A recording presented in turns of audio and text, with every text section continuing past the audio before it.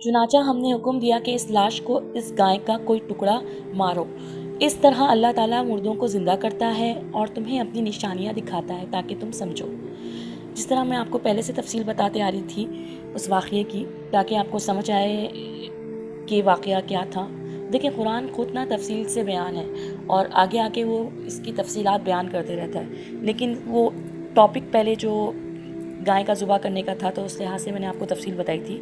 آگے اللہ تعالیٰ خود بتا رہے ہیں کہ پھر اس ٹکڑے کو اللہ تعالیٰ نے گائے کو مارنے کو کہا تاکہ وہ زندہ ہو جائے۔ اور اللہ تعالیٰ یہ بھی بتاتے ہیں بار بار کہ جس طرح لوگ یقین نہیں کرتے تھے نا کہ مرنے کے بعد کیسے لوگ زندہ ہوں گے کافر، تو اللہ تعالیٰ ان کو یہ بھی نشانی دکھا رہے ہیں یہودیوں کو کہ جو ہے مرنے کے بعد اللہ تعالیٰ اس طرح زندہ کرے گا۔ اور اللہ تعالیٰ اپنی نشانی یہ بھی دکھا رہے ہیں کہ جب آپس میں وہ جھگڑا کر رہے تھے، ایک دوسرے پر الزام لگا رہے تھے، تو اللہ تعالیٰ نے مقتول کا نام سامنے لا دیا۔